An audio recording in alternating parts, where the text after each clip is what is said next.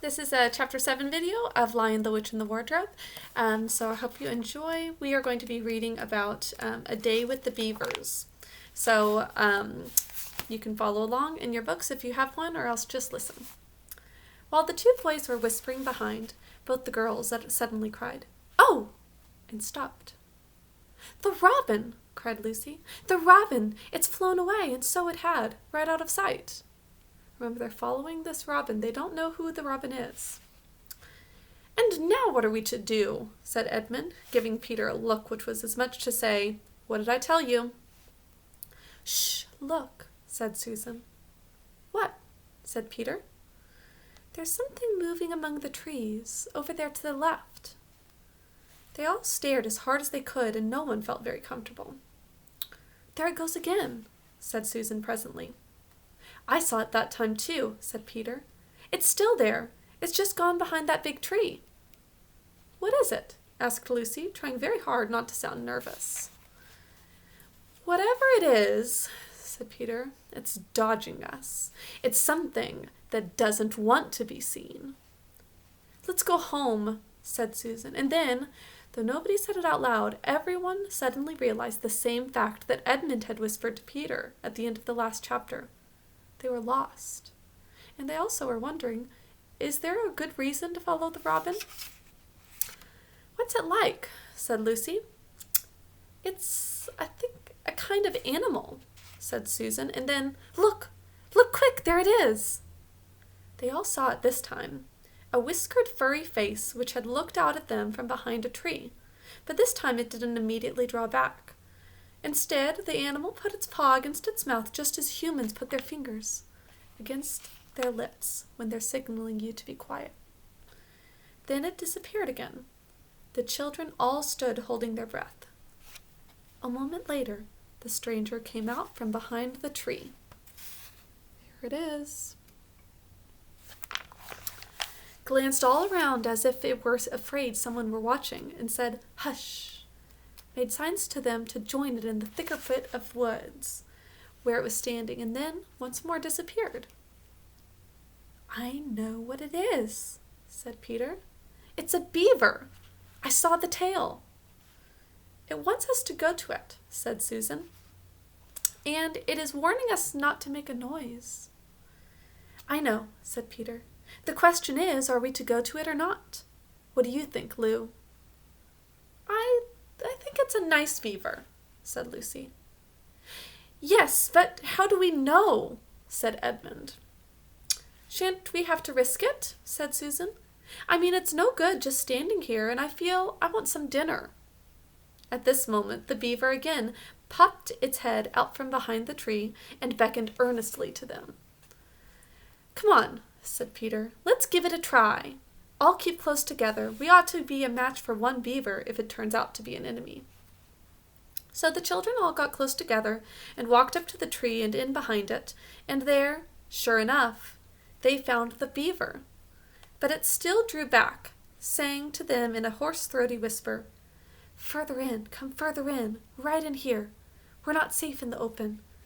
Only when it had led them into a dark spot where 4 trees grew so close together that their boughs met, and the brown earth and pine needles could be seen underfoot, because no snow had been able to fall there, did it begin to talk to them. There's the beaver. "Are you sons of Adam and daughters of Eve?" it said. "Well, we're some of them," said Peter. "Shh," said the beaver. "Not so loud, please. We're not safe even here." "Why, who are you afraid of?" said Peter. "There's no one here but ourselves." "There are the trees," said the beaver. "They're always listening. Most of them are on our side, but there are trees that would betray us to her. You know who I mean." And it nodded its head several times. "If it comes to talking about sides," said Edmund, "how do we know you're a friend?" "Not meaning to be rude, Mr. Beaver," added Peter, "but you see, we're strangers." Quite right," said the beaver. "Here is my token." With these words it held up to them a little white object. They all looked at it in surprise, until suddenly Lucy said, Of course, it's my handkerchief. The one I gave to poor Mr. Tumnus. That's right, said the beaver. Poor fellow, he got wind of the arrest before it actually happened, and he handed this over to me. He said that if anything happened to him, I must meet you here and take you on to... Here the beaver's voice sank into silence, and it gave one or two very mysterious nods. Then, signaling to the children to stand as close around it as they possibly could, so that their faces were actually tickled by his whiskers, it added in a low whisper, They say Aslan is on the move. Perhaps he has already landed. And now a very curious thing happened.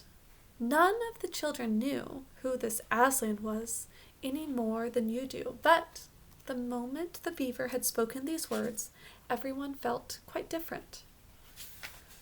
Perhaps it has sometimes happened to you in a dream, that someone says something which you don't understand, but in the dream it feels as if it had some enormous meaning. Either a terrifying one which turned the whole dream into a nightmare, or else a lovely meaning, too lovely to put into words, which makes the dream so beautiful that you remember it all your life, and are always wishing you could get into that dream again. It was like that now. At the name of Aslan, each one of the children felt something jump in its inside. Edmund felt a sensation of mysterious horror. Peter felt suddenly brave and adventurous. Susan felt as if some delicious smell or some delightful strain of music had just floated by her. And Lucy got the feeling you have when you wake up in the morning and realize that it is the beginning of the holidays or the beginning of summer. And what about Mr. Tumnus? Asked Lucy. Where is he? Shh, said the beaver. Not here. I must bring you where we can have a real talk and also dinner. No one except Edmund felt any difficulty about trusting the beaver now. And everyone, including Edmund, was very glad to hear the word dinner. They therefore all hurried along behind their new friend, who led them at a surprisingly quick pace, and always in the thickest parts of the forest, for over an hour. Everyone was feeling very tired and very hungry, when suddenly the trees began to get thinner in front of them, and the ground to fall steeply downhill. A minute later they came out under the open sky. The sun was still shining, and found themselves looking down on a fine sight. They were standing on the edge of a steep, narrow valley, at the bottom of which ran, at least it would have been running if it hadn't been frozen, a fairly large river. Just below them a dam had been built across this river, and when they saw it, everyone suddenly remembered that, of course, beavers are always making dams, and felt quite sure that Mr. Beaver had made this one. They also noticed that he now had a sort of modest expression on his face. The sort of look people have when you're visiting a garden they've made or reading a story that they've written. So it was only common politeness when Susan said, "What a lovely dam!" And Mr. Beaver didn't say, "Hush," this time, but, "Oh, merely a trifle, merely a trifle. And it isn't really finished." Above the dam, there was what ought to have been a deep pool, but was now, of course, a level floor of dark green ice. And below the dam, much lower down, was more ice. But instead of being smooth, this was all frozen into the foamy and wavy shapes, in which the water had been rushing along at the very moment when the frost came. And where the water had been trickling over and spurting through the dam, there was now a glittering wall of icicles, as if the side of the dam had been covered all over with flowers and wreaths and festoons of the purest sugar. And out in the middle and partly on top of the dam was a funny little house shaped rather like an enormous beehive. And from a hole in the roof, smoke was going up, so that when you saw it, especially if you were hungry, you at once thought of cooking and became hungrier than you were before. That's what the little house looks like. That was what the others chiefly noticed, but Edmund noticed something else.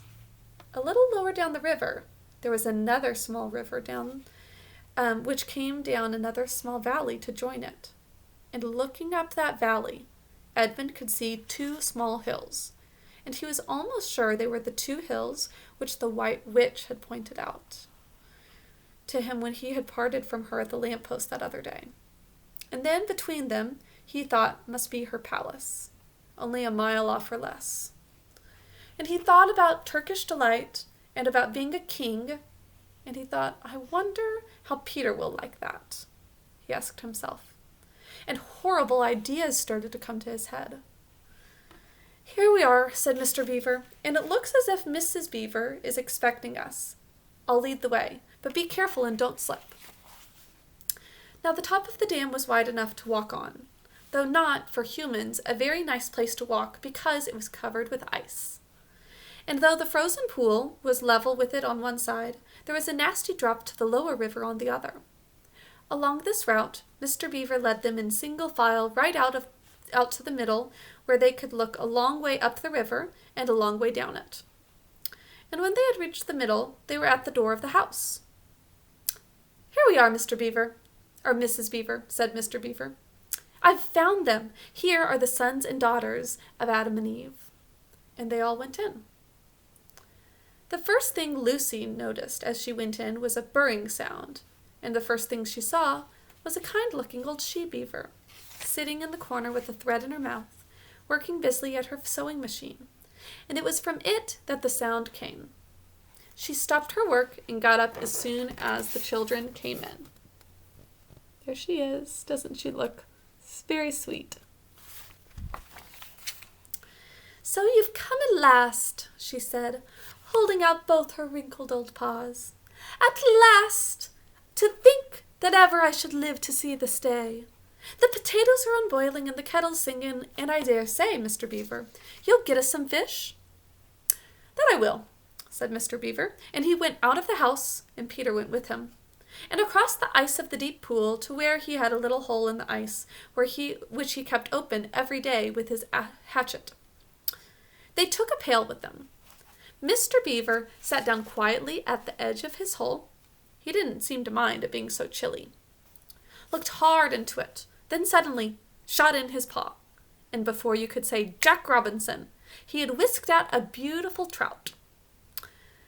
Then he did it all over again until they had a fine catch of fish.